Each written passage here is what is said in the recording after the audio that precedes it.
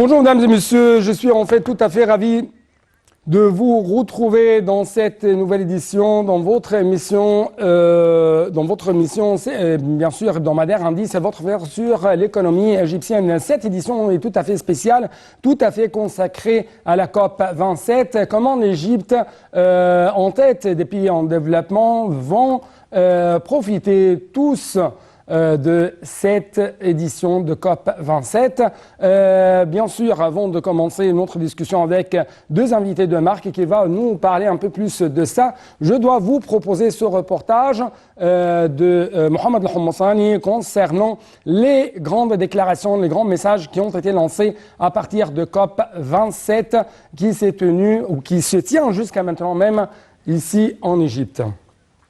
Donc, L'Égypte a tôt déployé des efforts et entrepris des démarches pour se transformer en un modèle de développement durable qui va de pair avec les efforts de protection de l'environnement et de faire face au changement climatique, a fait remarquer le président Abdel Fattah el-Sisi alors qu'il assistait avec le premier ministre norvégien au lancement de la première phase de production d'hydrogène vert dans le cadre des travaux de la COP 27. Selon le président el-Sisi, son pays cherche à pallier tous les obstacles pouvant entraver les investissements dans le domaine des énergies renouvelables et tend à hausser les taux de ces investissements au cours des années prochaines.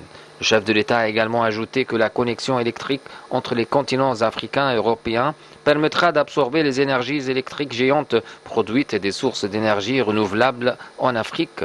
Il a mis l'accent sur l'intérêt de l'Égypte à soutenir les efforts des pays africains pour se transformer vers l'énergie propre, d'autant que ces pays jouissent de potentialités énormes d'énergie renouvelable inexploitées.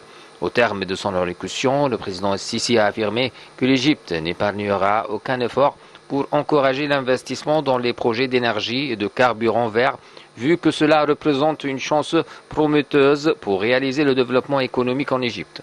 D'autre part, le président Sisi et le premier ministre belge Alexandre De Croo ont lancé le Forum mondial sur l'hydrogène renouvelable.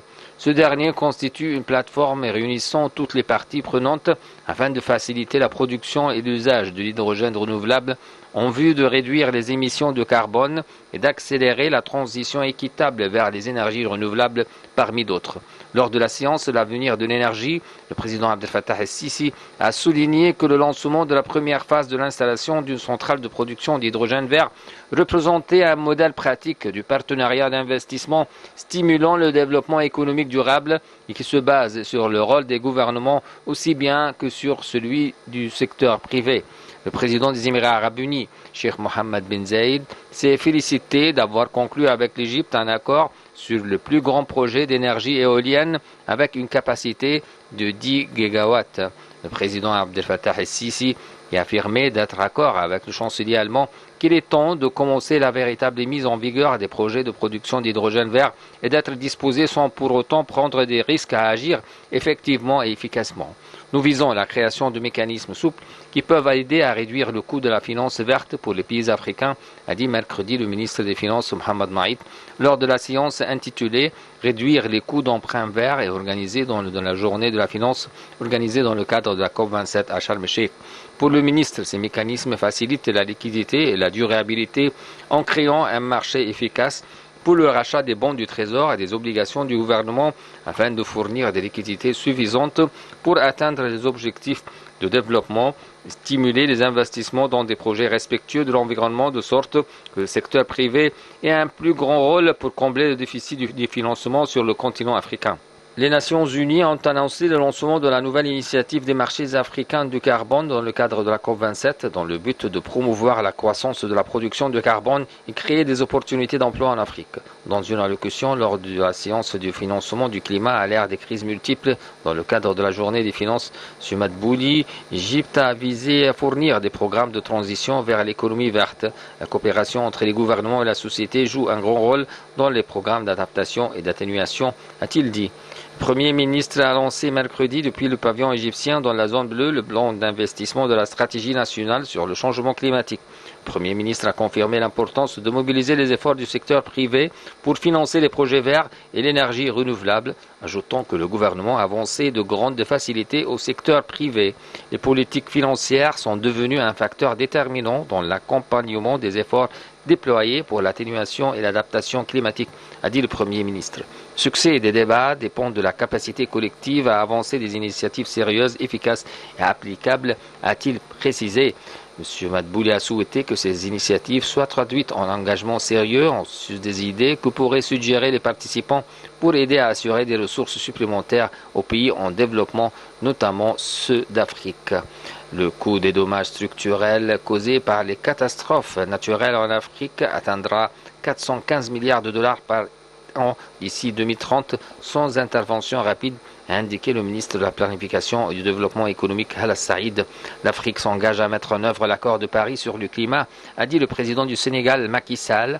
Dans son discours au 3e jour de la COP27, M. Sall a indiqué que l'Afrique travaillerait au développement des systèmes agricoles pour devenir capable de résister et de s'adapter aux changements, subvenir à ses besoins alimentaires et aider le monde à affronter la crise alimentaire. Il a affirmé que l'Afrique a besoin de millions de dollars pour financer les besoins d'adaptation, en remerciant le soutien des pays européens à l'accélération du programme d'adaptation en Afrique.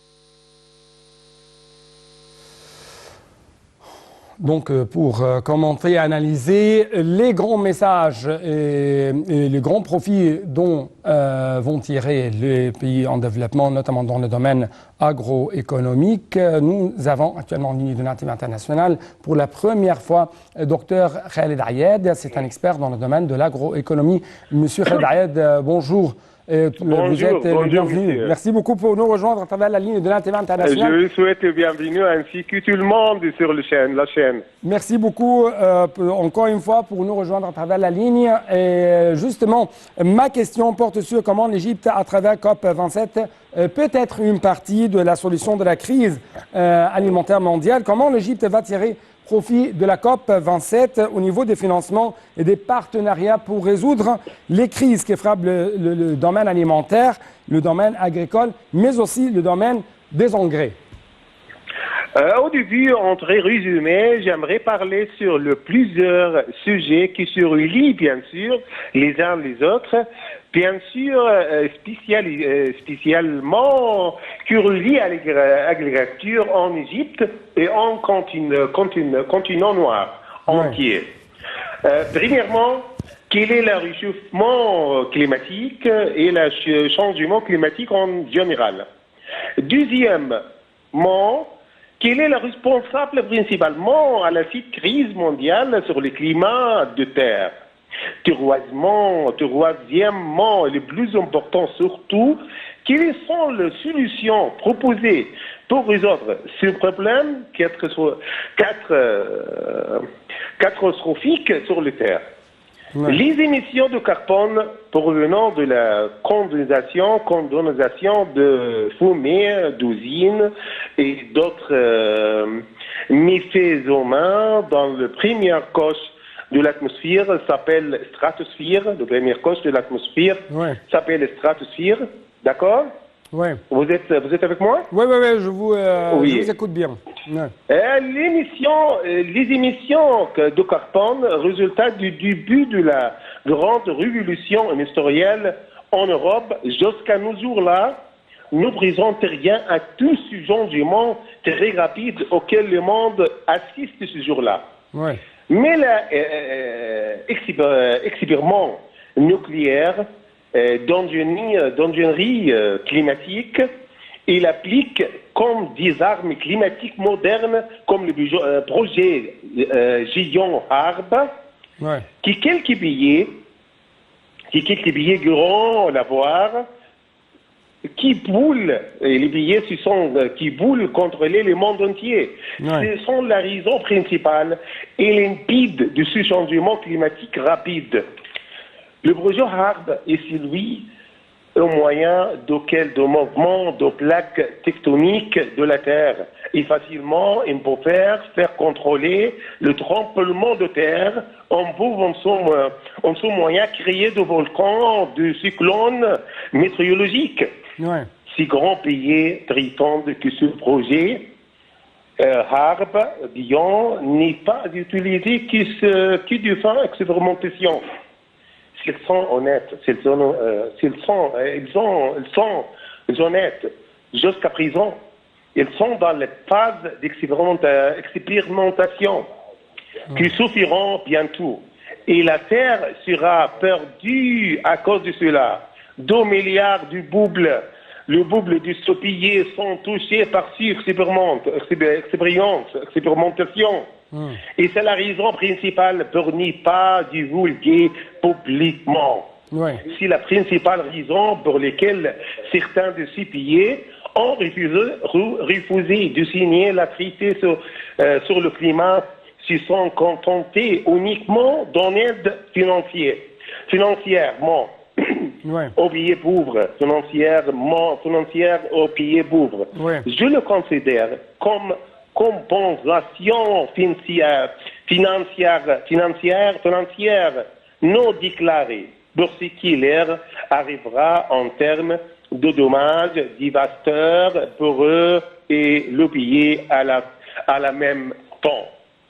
Quelles sont les solutions proposées pour résoudre ces problèmes catastrophiques sur la Terre? Les solutions incluent le traitement de 2 parties. Première partie concernant les émissions en courant continu. Et la deuxième partie est liée aux émissions accumulées dans le couche atmosphérique proche de la Terre stratosphérique. Ok, on faut savoir 2 termes, l'empreinte carbone et l'empreinte carbone, c'est-à-dire celui du nombre d'arbres qu'il faut planter sur l'ensemble du globe, qui est calculé de l'avance le nombre de tonnes de carbone absorbées par quelques arbres par rapport à la longueur et au diamètre de l'arbre. Recycler ensuite tout le tonnes de carbone déjà absorbé par les arbres. Si ça, en coupant ces arbres, on lui valorise dans l'industrie du bois, par exemple. Le deuxième, l'empreinte d'eau. C'est-à-dire quoi? C'est-à-dire rationalisation de l'utilisation de l'eau et calcule l'empreinte pour tout, c'est-à-dire combien de litres d'eau ont été utilisés pour fabriquer ce produit. D'accord? Vous êtes, vous êtes avec moi? Je suis d'accord. Toujours avec vous. Il faut créer de nouvelles variétés végétales grâce à génie génétique. Génie génétique, c'est plus important. Génie génétique capable de résister aux nouvelles conditions climatiques.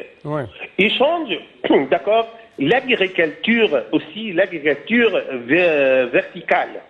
L'agriculture verticale, c'est quoi? C'est-à-dire quoi? C'est-à-dire de serre en verre contenant de nombreux rôles plantés du plantes, l'éclairage, les températures et l'eau sont contrôlées.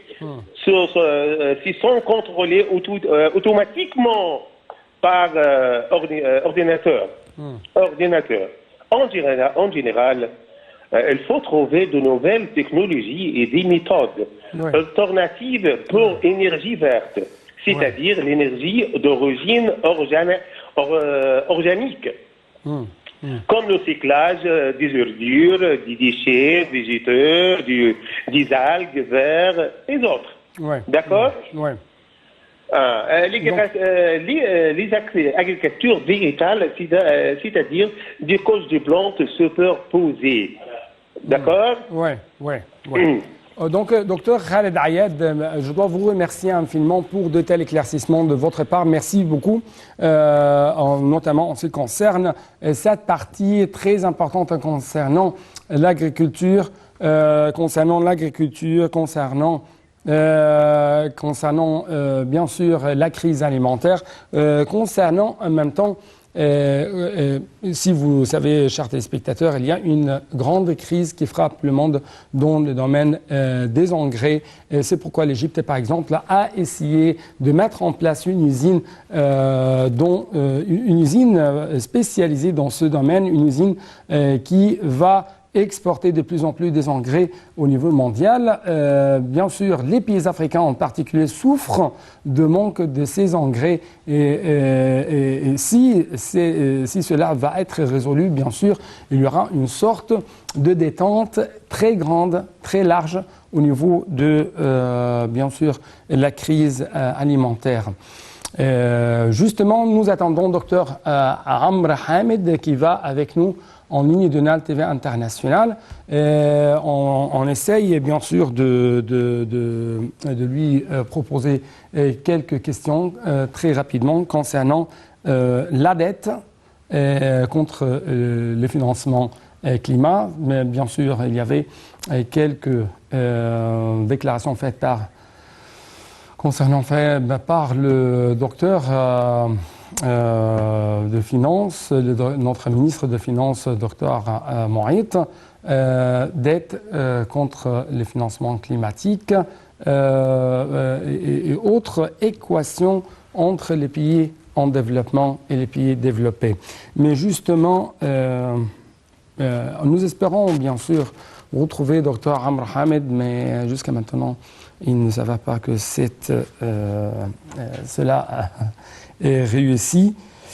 Avant même de vous quitter, je dois donc vous marquer une chose très importante. L'Égypte a essayé durant la COP27 de tirer ou de saisir même l'opportunité pour présenter aux participants, aux grands participants à cette COP27, les chances, les opportunités d'investissement au sein de l'Égypte. Et bien sûr, comme c'était déjà vu par les grands participants, l'Égypte a essayé de se préparer très attentivement pour la réception de cette COP.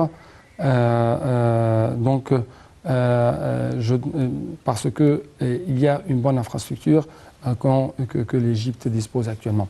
En tout cas, je dois vous remercier infiniment et à la prochaine.